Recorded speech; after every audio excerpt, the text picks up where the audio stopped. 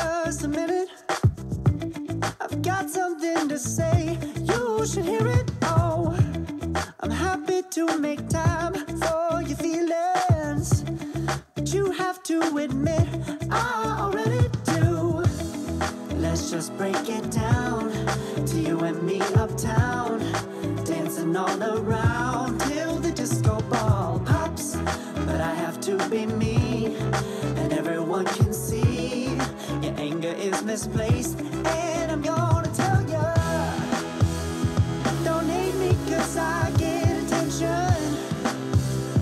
Don't turn me into what I'm not.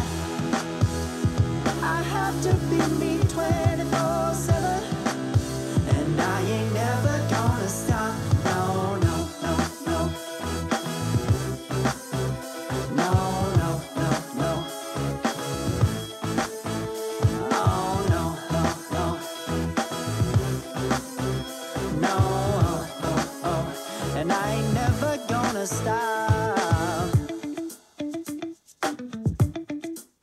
Come on, listen to me. I've tried so many times to tell you.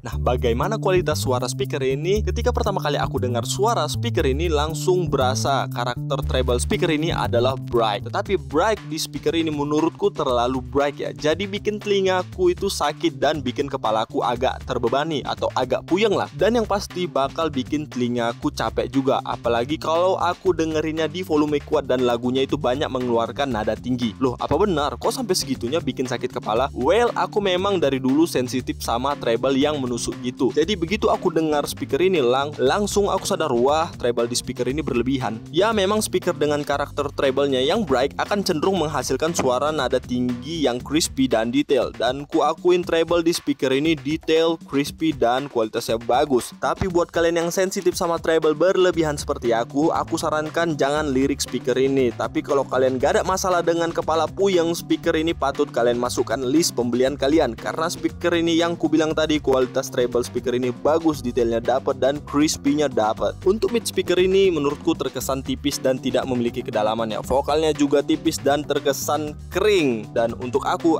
kurang suka karakter suara mid seperti ini. Tapi itu tergantung orang sih. Keunggulannya dia akan terdengar lebih natural aja. Untuk bassnya, nah ini yang membagongkan. Menggunakan model pasif radiator yang sebenarnya satu model dengan JBL Charge, itu bagaikan pisau bermata dua. Loh, kenapa seperti itu? Nah, makanya simak baik-baik ya. Speaker ini memiliki kualitas bass yang sudah tergolong bagus karena speaker ini menggunakan pasif radiator yang model dan bahannya bisa dibilang sama dengan JBL Charge. Alhasil speaker ini mampu menghasilkan suara bass yang lebih deep atau dalam dan punch-nya lebih powerful namun terkontrol dan gak sember gitu. Lah, terus gimana pisau bermata duanya, Bang? Tempah sendiri bro. Nggak, sabar. Nah, coba dengar lagu low bass intense berikut ini.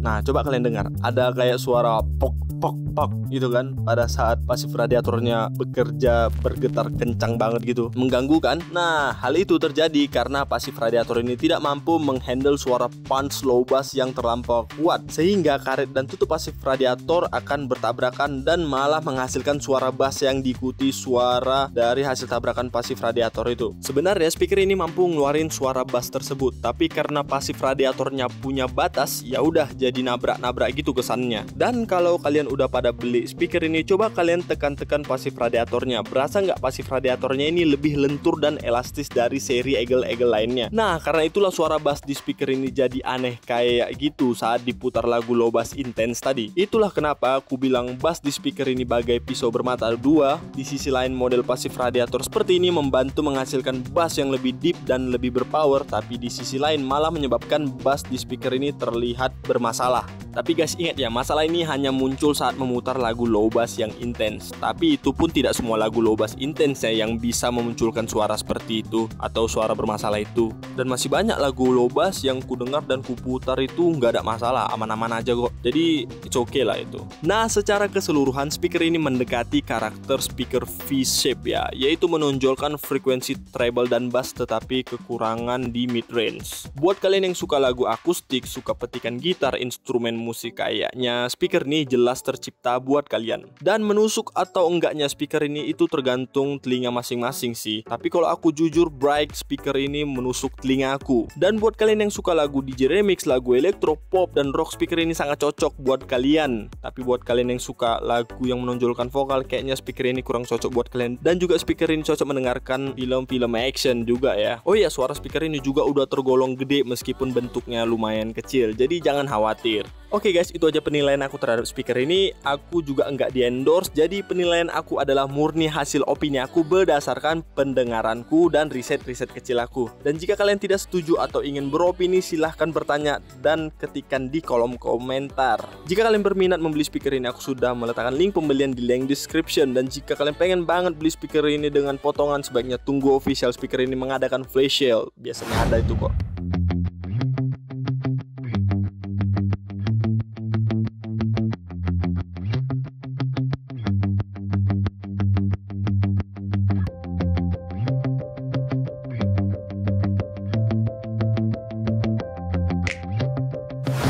Nah, itu aja di video kali ini. Nantikan video selanjutnya, mungkin akan ada pertandingan antara Eagle Active 2 Pro dengan Eagle Tera 3 Plus atau Active 2 Plus. Dan itu aja kali ini. Aku Rian. See you next time.